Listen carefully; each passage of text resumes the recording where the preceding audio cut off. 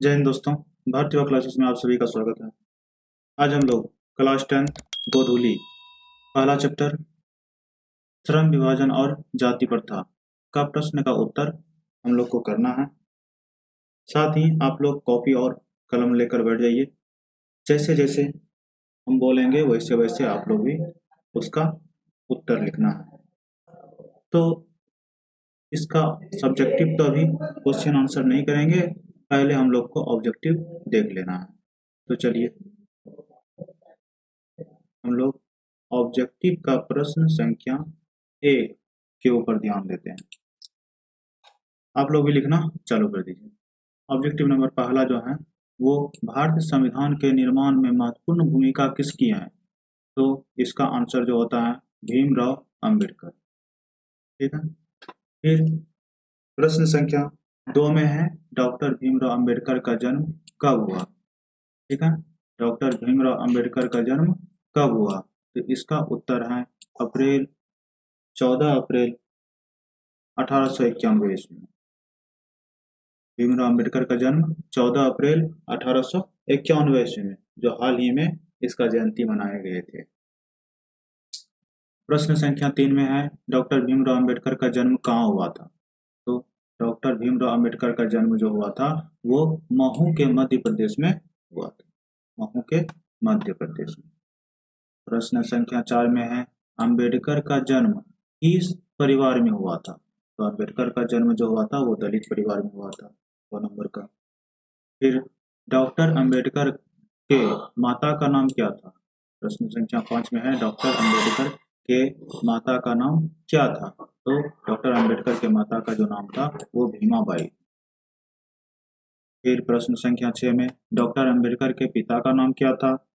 तो डॉक्टर अंबेडकर के पिता का नाम रामजी सकवाल था। ठीक है। प्रश्न संख्या 7 डॉक्टर भीमराव अंबेडकर की मृत्यु कब और कहाँ हुई थी? तो डॉक्टर भीमराव अंबेडकर की मृत्यु सन 1956 ईस्वी दिल्ली में हुई थी। एक प्रश्न संख्या 8 में भीमराव अंबेडकर के चिंतन तथा रचनात्मक के इनमें से प्रेरक व्यक्ति माने जाते हैं। प्रेरक व्यक्ति क्योंकि चिंतन भीमराव अंबेडकर जो है कहने का मतलब किसके किसके पथ के यानी कि रास्ते पे चला था। तो वो था पहला महात्मा बुद्ध, दूसरा कबीरदास और तीसरा ज्योतिबा फूले। ये 3 के सहारे ही वो इतना दूर तक आए थे और उसके पथ पर चलकर इतना गए थे। तो सभी हो जाएगा, तीनों है, तीनों का तीनों। प्रश्न संख्या 9 में है प्राथमिक शिक्षा प्राप्त करने के बाद अंबेडकर उच्चतर शिक्षा प्राप्त करने के लिए कहाँ गए थे? तो इसका आंसर हो जाएगा न्यूयॉर्क गए थे। ठीक है। प्राथमिक शिक्षा करने के बाद उसके बाद उच्चतर शिक्षा जो प्राप्त करने के लिए गए वो न्यूयॉर्क गए।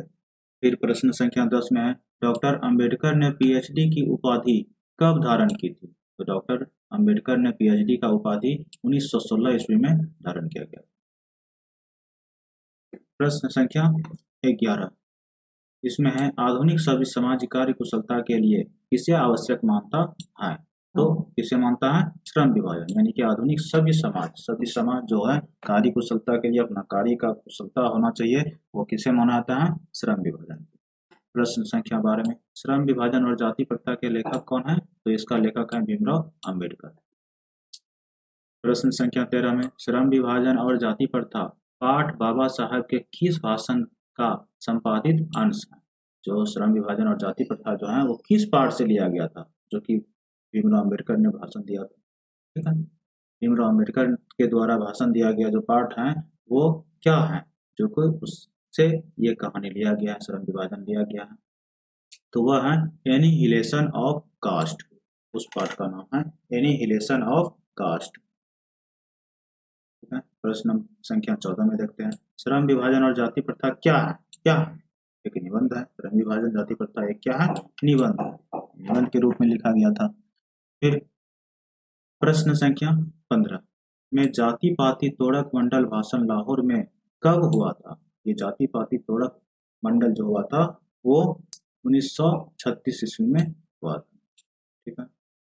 प्रश्न संख्या 16 में अम्बेडकर की दृष्टि में भाईचारे का वास्तविक रूप कैसा होना चाहिए? कैसा होना चाहिए? दूध और पानी के मिश्रण जैसा। जिस तरह दूध और पानी आपस में मिलाने के बाद मिल जाता है और फिर अलग नहीं होता है, उसी तरह यहाँ पर समाज में जो रहने वाले लोग हैं उसका भी भाईचारा कैसे होना चाहिए? दूध और पानी के मिश्रण के जैसा। फिर मुख्य नायक क्या है? तो मुख्य नायक एक पत्रिका है। प्रश्न संख्या 18 में निम्नलिखित रचनाओं में से कौन सी रचना डॉक्टर अंबेडकर की है? तो इनमें से सभी, क्योंकि द कास्ट इन इंडिया ये भी है। कौन नंबर में? The untouchables, who are they ये भी है। हु आर रुद्राज ये भी है। यानी कि इनमें से सभी, इसका 18 नंबर का आंसर हो जाएगा इनमें से सभी।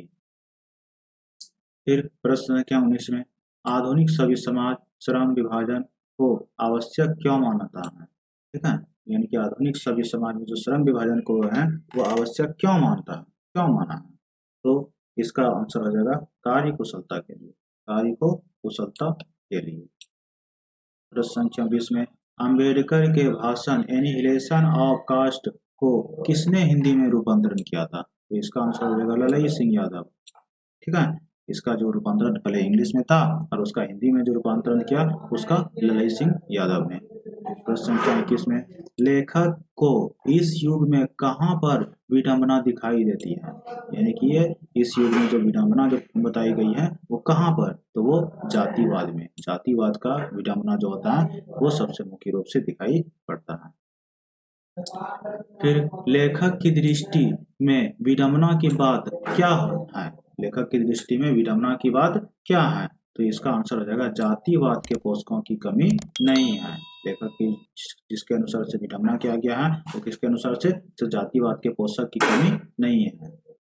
फिर यानी कि अधिक से अधिक जनसंख्या वाले लोग जो होता है वो जातवाद के भेद में ही डूबे रहते हैं। फिर प्रश्न संख्या 23 में लेखक की दृष्टि में आदर्श समाज कैसा होना चाहिए? तो लेखक की दृष्टि में आदर्श समाज कैसा होना चाहिए? जिसमें स्वतंत्रता हो, ठीक है, जिसमें स्वतंत्रता हो और समानता हो, समता हो और भातृत्व का भाव हो, तो वही क्या कहलाएगा? आदर्श समाज कहलाएगा। जिस समाज में इस तरह से तीनों प्रकार का रहे तो वो समाज क्या कहलाएगा? आदर्श समाज कहलाएगा। प्रश्न संख्या 14 में लेखक बेरोजगारी का प्रमुख और प्रत्यक्ष कारण किसे मानते हैं? यानी कि बेरोजगारी का लेखक जो है वो बेरोजगारी का प्रत्यक्ष कारण किसको मानता है? तो इसका आंसर हो जाएगा जाति प्रथा को। जात के कारण, जाति प्रथा के कारण ही लोगों को सही ढंग से कामकाज नहीं मिल पाता। फिर प्रश्न संख्या 25 में the castes in India their mechanism इनिंग रचना है, किसकी रचना है? तो ये भी भीमराव अम्बेडकर की रचना है। प्रश्न संख्या 26 में डॉक्टर भीमराव अम्बेडकर ने किस पत्रिका का संपादन किया था? वो था बहिष्कृत भारत का संपादन किया था। ठीक है, ये था ऑब्जेक्टिव जो 26 प्रश्न था। 26 प्रश्न का खत्म हो गया। अब रिक्त स्थानों का पूर्ति करें, ये भी ऑब्जेक्टिव के रूप में देखा जा सकता है। देखिए, इस युग में भी जातिवाद के यहाँ क्या हो जाएगा? पोषकों की कमी नहीं है। ऊपर हम लोग देख चुके हैं, सिर्फ उसका जो रिक्त स्थान है उसमें भर देना है। क्वेश्चन का ये निकाला गया है। जैसे इस युग में भी जातिवाद के, यहाँ आंसर हो जाएगा पोषकों की कमी नहीं है। फिर प्रश्न संख्या 2 में जाति प्रथा मनुष्य की क्या है? यहाँ पर डैश डैश जो है इस पे रुचि पर आधारित नहीं है। यानी कि जो जाति प्रथा के कारण ही मनुष्य का जो रुचि होता है कामकाज करने का उस पर आधारित नहीं हो पाती। फिर तीसरा, बेरोजगारी भारत में जाति प्रथा का कारण है। तो क्या है? बेरोजगारी। भारत में जो जाति प्रथा जो होता है, जाति प्रथा के कारण ही हमारे भारत में क्या हो पाया है? बेरोजगारी हो पाया है। ठीक है। फिर 4 नंबर में भाईचारे का दूसरा नाम क्या होना चाहिए? लोकतंत्र। जहाँ लोगों का तंत्र हो, लोगों का जुट हो, वहां पर क्या हो जाएगा? भाईचारा हो जाएगा। फिर प्रश्न संख्या 5 आर्थिक पहलू से भी जाति प्रथा क्या होना चाहिए? हानिकारक है। आर्थिक पहलू से, आर्थिक मतलब जो होता है अर्थव्यवस्था, यानी कि अपना धन संपत्ति के कारण, धन संपत्ति जो होता है वो जाति प्रथा के हानिकारक है। जाति प्रथा के कारण ही लोगों का धन संपत्ति कुछ किसी के पास अधिक रहता है, किसी के पास कम रहता है। और प्रश्न संख्या 6 जाति प्रथा भारत में बेरोजगारी का एक प्रमुख कारण बनी हुई है। यानी कि बेरोजगारी जाति पाति के कारण ही हमारे भारत में क्या बनी हुई है, बेरोजगारी का कारण बनी है। तो प्रमुख क्या भरा जाएगा, प्रमुख बेरोजगारी का कारण बना। ठीक है, अब उसमें से अति लघु, ये भी ऑब्जेक्टिव क्वेश्चन में गिने जाते हैं, जो कि 1 नंबर का प्रश्न रहेगा ये। ठीक है, तो इसका उत्तर देखते हैं। पहला, श्रम विभाजन कैसे समाज की आवश्यकता है। श्रम विभाजन जो है वो कैसे समाज की आवश्यकता है। तो उत्तर इसका हो जाएगा श्रम विभाजन आज के सभी समाज का आवश्यकता है। तो यहाँ क्या हो जाएगा, सभी समाज, सभी समाज की आंसर, सभी समाज की। इतना नहीं भी लिखेंगे तो कोई दिक्कत नहीं, मुख्य रूप से इसको सभी समाज का आएगा। श्रम विभाजन कैसे समाज की आवश्यकता है, वो सभी समाज की। ठीक है, प्रश्न संख्या 2 में जाति प्रथा स्वाभाविक विभाजन नहीं है, क्यों, क्यों नहीं है, तो रुचि पर आधारित नहीं होने के कारण जाति प्रथा स्वाभाविक विभाजन नहीं है। ठीक है, रुचि के कारण ही हमारे देश में जाति प्रथा जो है वो स्वाभाविक विभाजन नहीं होता। प्रश्न संख्या 3 में बाबा साहब भीमराव अंबेडकर की दृष्टि में आदर्श समाज कैसा होना चाहिए, कैसा होना चाहिए। तो बाबा साहब भीमराव अंबेडकर की दृष्टि में आदर्श समाज स्वतंत्रता होना चाहिए, समता होना चाहिए और बंधुत्व पर आधारित होना चाहिए। ठीक है, अब 4 नंबर में भीमराव अंबेडकर का जन्म किस प्रकार के परिवार में हुआ था। तो इसका भी याद रखना है, पहले भी पढ़ चुके हैं। भीमराव अंबेडकर का जन्म जो है वो दलित परिवार में हुआ था। ठीक है, 5 नंबर का देखते हैं, बुद्धिज्म एंड कम्युनिज्म नामक पुस्तक किसने लिखे थे। तो किसने लिखे थे, भीमराव अंबेडकर जी ने लिखे थे। ठीक है, बाबा साहब भीमराव अंबेडकर ने लिखे थे। ठीक है, तो आज तो इसका पहला चैप्टर का ऑब्जेक्टिव देखें।